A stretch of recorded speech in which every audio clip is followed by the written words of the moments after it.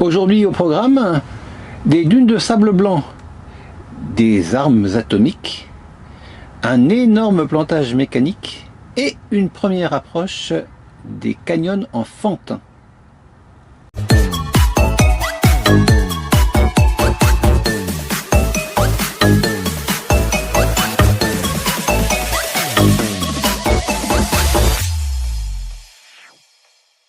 Hola, bon dia.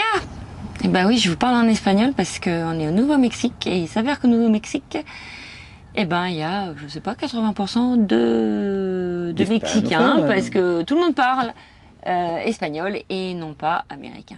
Donc c'était bien pour nous, ça nous a fait une petite piqûre de rappel.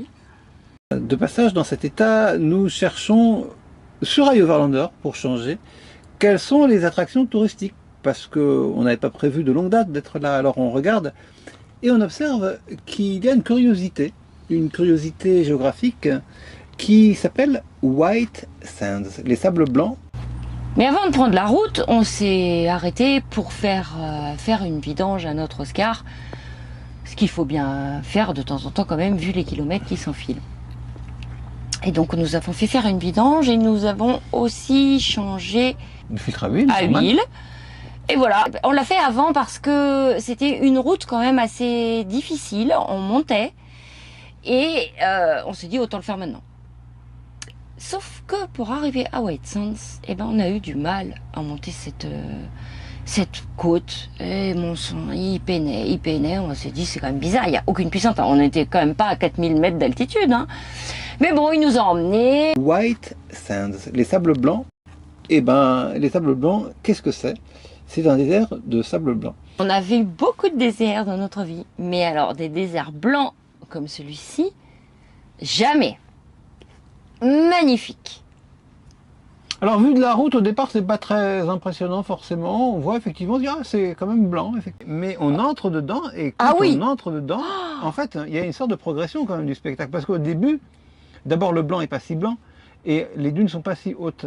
C'est vraiment quand on s'engage dedans que le spectacle s'améliore. Au début, Manu, on avait passé à peine le portail d'entrée, que c'était magnifique. C'était la fin de soirée. On avait les couleurs sur le sable. On s'est dit, oh! Et là, elles étaient pas hautes effectivement. Et puis on a continué jusqu'à s'immerger. Alors elles sont pas monumentales, mais elles sont quand même de bonne taille ces dunes. Oui, non, mais bien sûr. Si je disais que le spectacle progressait, c'est parce qu'il progresse effectivement à mes yeux et il se termine à un très haut niveau parce que ces dunes, elles sont magnifiques. Alors elles sont pas, il faut le dire, elles sont pas entièrement vierges parce qu'il subsiste presque toujours un petit peu de végétation au creux des dunes. Donc on n'a pas une immersion complète dans le blanc. En revanche, on a des parois de dunes sur quelques dizaines de mètres d'un sable super homogène, d'un blanc immaculé, qui sont très impressionnantes. Donc là, on est arrivé le soir et c'était vraiment unique aussi comme situation. On était en haut d'une colline de sable blanc et d'un côté, on avait le coucher du soleil et on se retournait comme ça et là, on avait le lever de lune. C'était vraiment joli. On n'a pas réussi à le rendre, bien évidemment. C'était la pleine lune a fait son apparition juste à ce moment-là, c'est vrai. C'était très joli. Et le lendemain matin, on est revenu et là, on s'est rendu compte encore plus du blanc, je crois, avec le soleil. Oui, tout à fait. Mais alors, c'est un désert, techniquement, c'est un désert de gypse. Oui. Donc, c'est le plus grand désert de gypse du monde. Bon, apparemment, il y a 3 zones où il y a des déserts blancs dans le monde, une au Mexique et 2 aux États-Unis. Et là, on est de très loin dans la plus grande zone qui couvre cette grande extension. Ce qu'on a fait avec Oscar, c'est la partie rouge et on s'est baladé un petit peu au bout de la pointe qui est ici. Mais ça représente une petite partie de l'extension totale du désert blanc. C'est du désert de gypse. Le gypse, c'est quoi, Manu ? Je crois, on se croirait dans C'est pas sorcier. Je crois que c'est du carbonate de calcium, si je me souviens bien. C'est ce que j'ai lu il y a quelques minutes. Robert, à l'aide. C'est un matériau qui, pour nous, est plus connu sous une forme dégradée, car une fois cuit et... Oui, vous savez tous ce que c'est du gypse, hein ? Une fois cuit et pilé, en fait, ça devient du plâtre. Voilà. Du plâtre. Et là, ce qu'il y a de commun entre le plâtre et le gypse qu'on a vu, ben, c'est la couleur. C'est très blanc. Alors pourquoi il y a du gypse à cet endroit-là et pas à d'autres endroits sur la planète? Ben, parce qu'il faut une conjugaison de facteurs. Essentiellement, le gypse existe soluble, il est soluble dans l'eau et donc il n'existe pas à l'état solide en fait sur Terre, ou très peu, parce qu'il faut qu'il ait été transporté par de l'eau à un endroit et qu'ensuite l'eau se soit évaporée dans certaines conditions de température pour que le gypse soit déposé. Et ce qui est singulier dans le désert de White Sand, c'est qu'il a été déposé donc en particules d'un grammage extrêmement homogène, ce qui donne ce sable fluide, aussi agréable au toucher qu'au regard, et qui donne un peu le sentiment d'être sur une autre planète, parce qu'on trouve ça nulle part ailleurs au monde. Voilà, Oui, vraiment. Et c'est tellement joli que ça sert de décor à pas mal de films. Et il est aussi apparemment assez couru pour certains films, puisqu'on a filmé par exemple Transformers, puis d'autres films peut-être un peu moins réputés, grâce à ce décor qui est très particulier. Et nous, on a eu la chance d'assister à un tournage. Alors on n'a pas fait de bruit, on s'est approché tout près, enfin le plus près qu'on pouvait. Et ils sont venus nous voir en nous disant bon ok vous restez là, mais on veut pas un mot. Bah oui, parce qu'il y avait des prises de son. Et c'était vraiment très très très très joli, très joli. Il y avait cette femme qui marchait dans le désert en portant une jarre sur la tête. Une jeune fille, une grande petite fille, hein, qui jouait le rôle d'une esclave. Vraiment. Bon, ça permet de donner un décor qui est un décor un peu, qui est presque imaginaire, en somme, parce que comme on ne trouve pratiquement pas sur Terre, on se trouve transporté à la vue d'éléments comme ça un peu étonnants, un peu colorés, dans une ambiance onirique. Et d'ailleurs, la cinéaste qui réalise ce film est aussi une chorégraphe. Ça ne m'étonne pas d'ailleurs, parce que c'est plutôt une... Je pense que c'est un film sur la danse qu'elle veut faire. Ouais, alors il y a un argument qui est l'argument du réchauffement climatique, mais ça c'est peut-être pour vendre le film. Mais derrière, je pense qu'il n'y a pas forcément... À mon avis, hein, il y a moins de recherche scénaristique que de recherche graphique. Je pense que c'est surtout comme une sorte de tableau vivant. C'est comme ça que j'imagine le film. Mais on n'a pas pu voir en fait ce film. Il n'est pas encore sorti. Puis on connaît même pas son titre. On a trouvé une petite trace sur internet nous disant de quoi il s'agit. Alors est-ce qu'il va sortir bientôt? Est-ce que ça deviendra un blockbuster? Qui sait? Dont on aurait fait le making-of. Déjà c'est parce qu'on a fait la fouine comme on fait souvent et qu'on a réussi à voir le nom de la cinéaste sur je sais pas comment ça s'appelle, le clap du chef de clap. Et en grossissant, on a vu de qui il s'agissait. Très joli moment. Et dans ces dunes de sable, il y a un petit peu de faune quand même. Il y a, comme dans tous les déserts, des scarabées. Et des lézards. Et des lézards blancs. Ouais. Super, hein, qui se confondent très bien évidemment. C'est la question du mimétisme là qui s'apprécie et en tout cas qui est parfaitement adapté à son environnement. Et voilà pour le désert. Et ce désert, hein, comme d'autres déserts, et je pense en particulier à Death Valley National Park, ce désert est survolé d'avions de chasse, ce qui nous met déjà un peu la puce à l'oreille. Mais d'où viennent ces avions? Où vont-ils? Et on se rend compte qu'on est là au Nouveau-Mexique. Ah oui, le Nouveau-Mexique, c'est un grand espace, essentiellement désert, et donc c'est un espace qui abrite des installations militaires, des bases militaires, qui occupent une grande partie de l'État. Donc c'est une carte de situation de l'ensemble de la zone de test, qui est délimitée en blanc ici, avec des zones de tir à partir de l'endroit où on se trouve ici à peu près, jusqu'à 30 000, c'est-à-dire environ 50 km, 80, 100 ou 150 km. Toutes les zones qui sont encadrées sont des zones de tir en réalité. Albuquerque se trouvant là, en fait, la capitale du Nouveau-Mexique, donc c'est quand même assez loin. Et c'est dans cette zone-là qu'a été testée la première bombe atomique de l'histoire. Remonte, Manu, parce que j'étais pas là. Dans cette zone-là, la zone des 100 000, qu'a été testée la première bombe de l'histoire, qui s'appelait Trinity, qui a assuré la suprématie militaire mondiale aux États-Unis de manière indiscutable. Et ces avions de chasse sont autorisés à survoler ce désert. Et donc, la conséquence pour nous, c'est que parfois le parc est fermé. Ou ouvre plus tard, pour laisser le temps à ces avions de chasse de faire leur travail.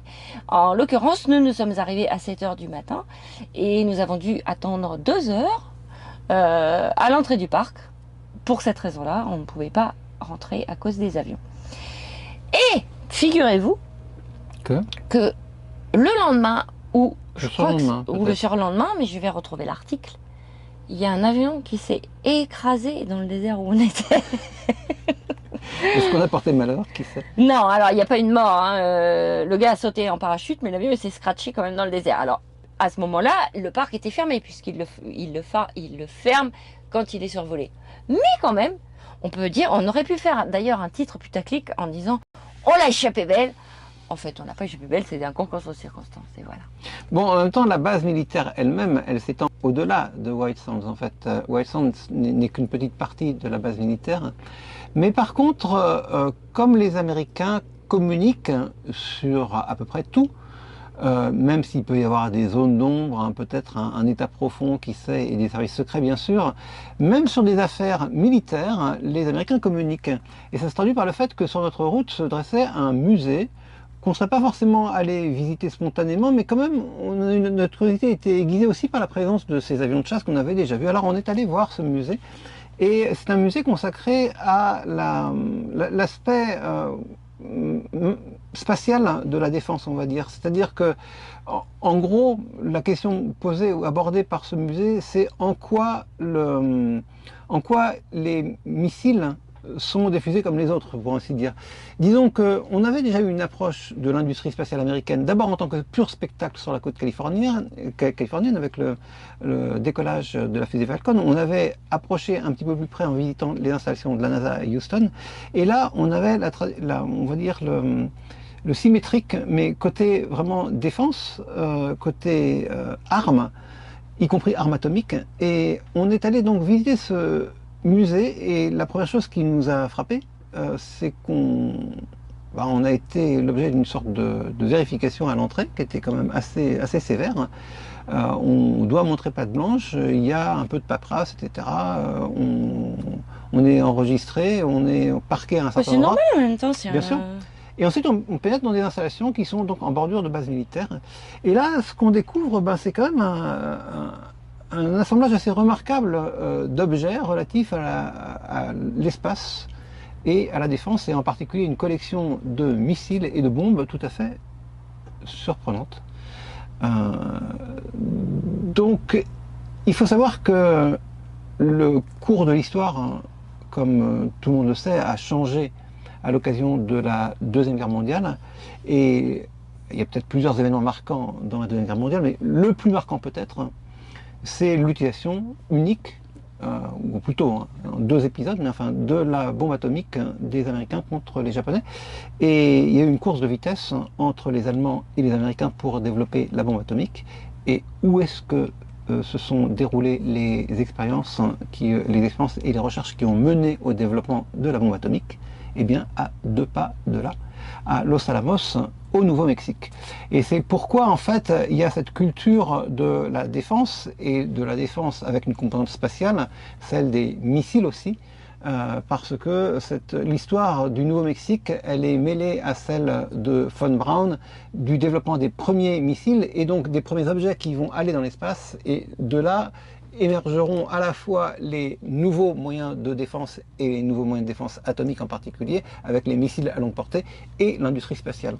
Donc ce musée essaye d'expliquer un petit peu le lien qu'il peut y avoir entre les deux, et c'est, je ne vais pas dire que c'est attendrissant, mais c'est en fait c'est assez touchant, parce que c'est une partie importante de l'histoire humaine qui s'est jouée là.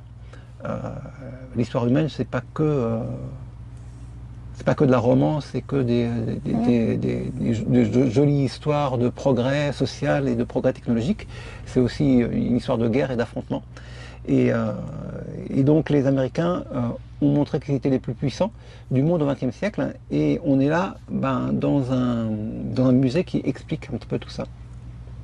On va voir sur l'écran qui est là, en même temps que je parle. En fait, la prise de vue vidéo qui a été faite, c'était un exploit non seulement de faire le test, mais aussi de filmer. Il s'agit de la première intersection d'un avion en l'occurrence un avion militaire, un bombardier qui était radiocommandé par un missile. Le missile est parti. On va le voir atteindre l'avion, s'arrêter ici, arrêt sur image. Et l'avion va être frappé et détruit en vol. Et c'est ce qui commence à montrer la supériorité en fait de la technologie des missiles par rapport juste à l'utilisation des avions, des chasseurs et des bombardiers. Et ici, il y a une hélice en fait, qui est l'hélice de l'avion, du vrai avion, qui a été détruit. Et on voit encore les marques, ce qu'on appelle les shrapnels, c'est-à-dire les éclats de l'explosion qui ont endommagé l'hélice. Bon, je l'avoue, ce musée, ça m'intéresse pas tellement. C'est un truc, mais vraiment pour les gars. Par contre, je viens de trouver une partie qui m'intéresse. Tadam! C'est les animaux qu'on peut trouver près d'ici. Bon, alors vous allez me dire, mais pourquoi il y a des oryx? Eh bien, tout simplement parce que dans les années 70, ils en ont importé d'Afrique avec quelques autres gazelles pour la chasse.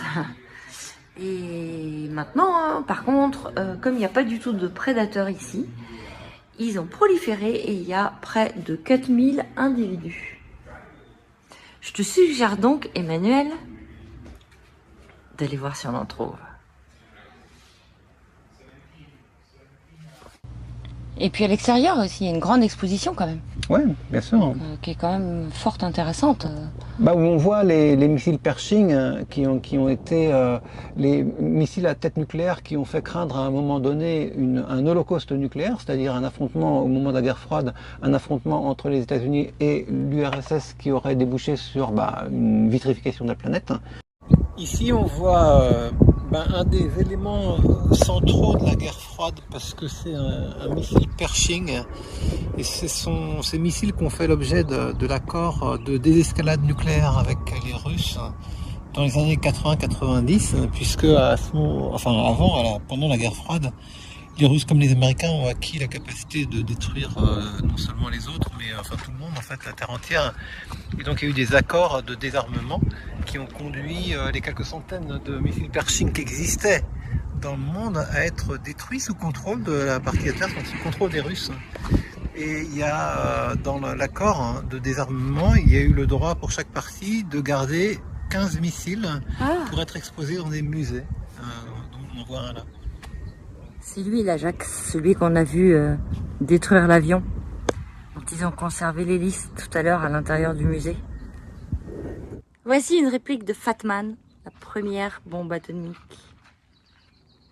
Et puis il y a des objets aussi assez, encore une fois, touchants, comme une réplique de la bombe atomique qui a été lancée de l'Eagle Boy, la bombe atomique qui a été lancée sur Hiroshima. Et on voit d'ailleurs que les missiles ont pris quand même des formes assez différentes dans le temps. À un moment donné, on est presque au niveau de ce qu'on voit dans Tintin, dans Un marché sur la Lune, de Tintin, ces fusées un peu oblongues et ogivales.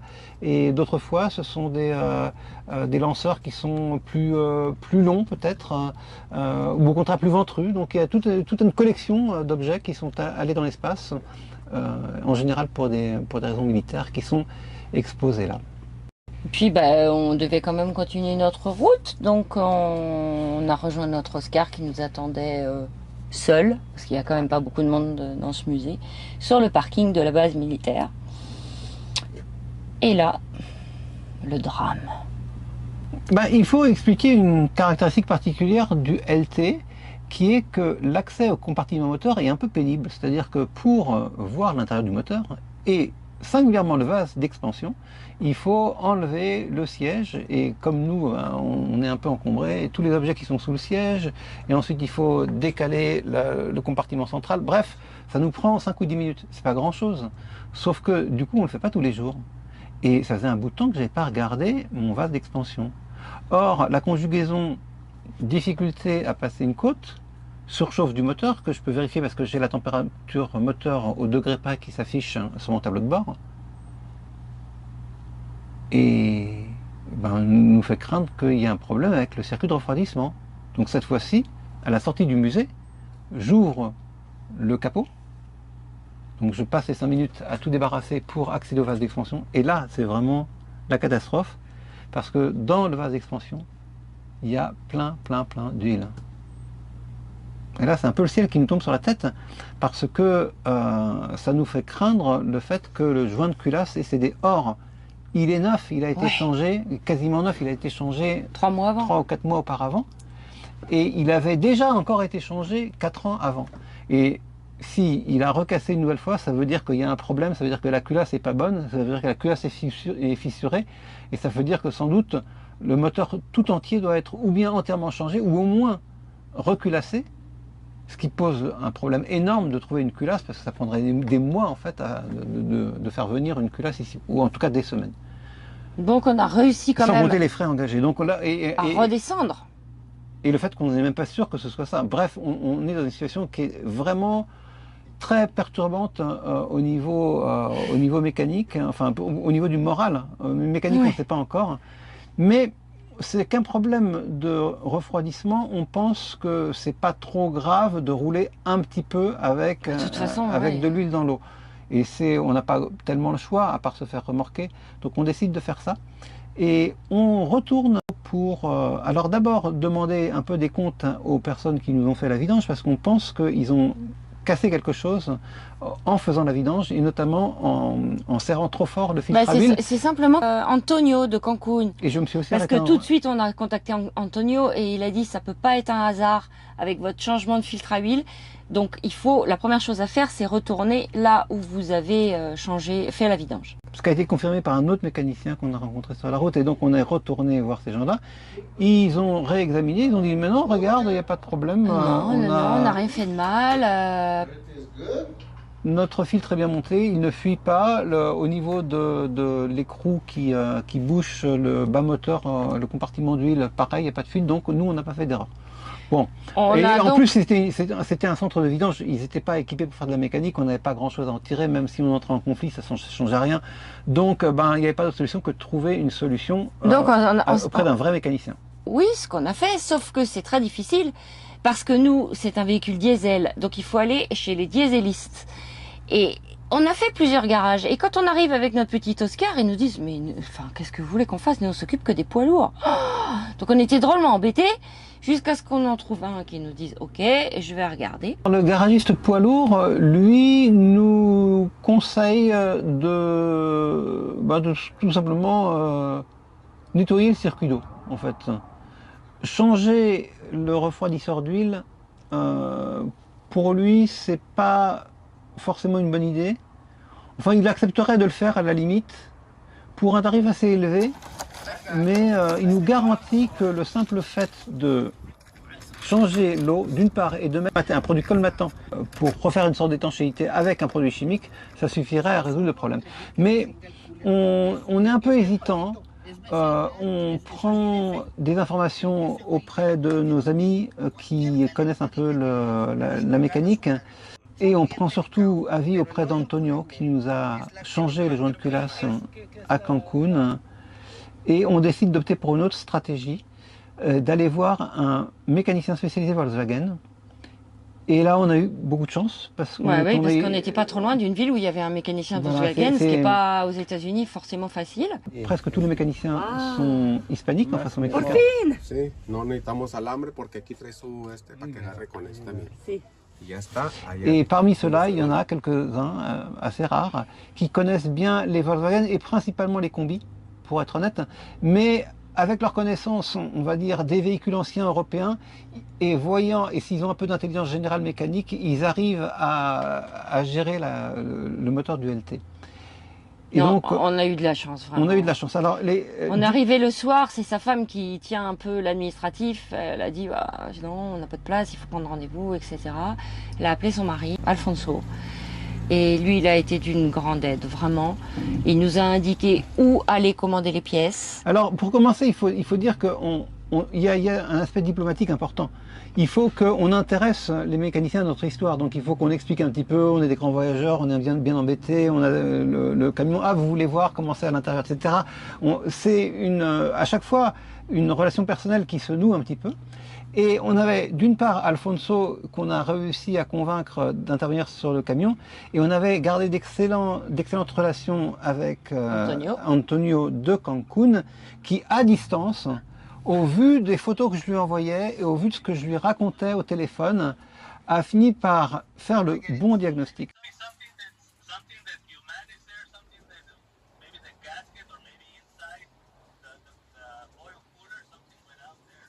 Il ne s'agissait pas du joint de culasse, il s'agissait juste du refroidisseur d'huile qui était à changer.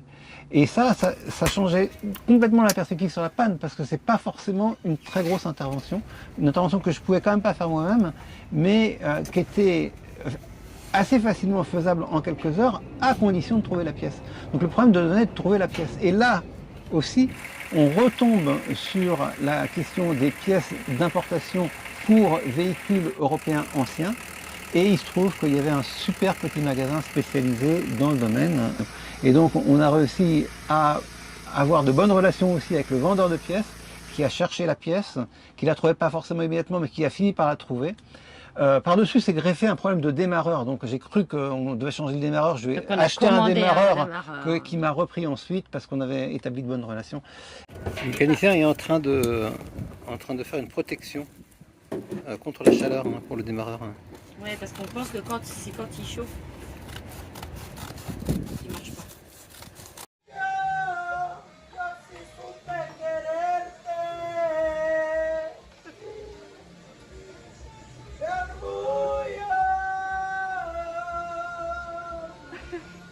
J'ai honte un petit peu parce qu'ils sont tellement gentils que je sais même pas comment faire. Je leur montre un problème, puis ils essayent vraiment de résoudre le problème, et c'est même pas par philanthropie, ça les intéresse un peu. Mais l'autre, il est en train de nettoyer le carter parce qu'il était dégueulasse. Ah bah ouais. Et mais je lui ai rien demandé en fait, c'est juste qu'il a vu que le carter était sale, alors il nettoie. Ils sont super gentils, je sais pas comment faire pour les récompenser en fait, parce que c'est pas juste une question financière, on essaie vraiment d'être amicaux avec eux. Ouais, mais là je peux pas leur faire des petits cadeaux, j'ai plus de t-shirt. J'ai pas fait de petits plats ce matin. Et finalement, le problème a pu se résoudre, on va dire, assez facilement, parce que ça nous aura bloqué en tout et pour tout moins de 2 jours, alors même qu'on a vraiment cru que le voyage allait s'arrêter. Nous, on l'a vraiment cru. Alors évidemment, Ah bah oui, si on oui, le dit comme ça, vous savez que le voyage continue et qu'on depuis, on a fait des milliers de kilomètres. Mais au moment vraiment où le problème s'est produit, on n'en menait pas large. On a depuis appris à nettoyer le moteur, nettoyer le circuit de refroidissement nous-mêmes, puisqu'on a dû faire plusieurs shampoings depuis, et les choses sont parfaitement rentrées dans l'ordre après cet épisode qui pour nous aurait pu devenir dramatique. Voilà, on était tellement content de reprendre la route ensuite qu'on a fait une petite visite dans un premier slot canyon. Alors on va en revoir des slot canyon. Cette visite n'était pas très spectaculaire, elle nous introduisait juste à ce qu'est un slot canyon, c'est-à-dire en fait une sorte de randonnée entre 2 petites falaises de roches. C'était notre premier, on en fera d'autres plus tard, vous verrez dans les vidéos futures. Et comme c'était notre premier, on a trouvé ça joli. Voilà, petite balade dans le désert, on était absolument seuls. Et voilà, quelques petits souvenirs qui vont maintenant sans doute à l'avenir s'agréger avec les autres slot canyon. Mais c'était une première découverte et ça permet de conclure cet épisode sur une note à nouveau touristique après nos aventures mécaniques. Et puis donc la semaine prochaine, on reprend la route pour découvrir une installation tout à fait étonnante et changer complètement de genre, puisqu'on va faire du tourisme scientifique en quelque sorte avec la découverte de Biosphère 2. À la semaine prochaine. Adios.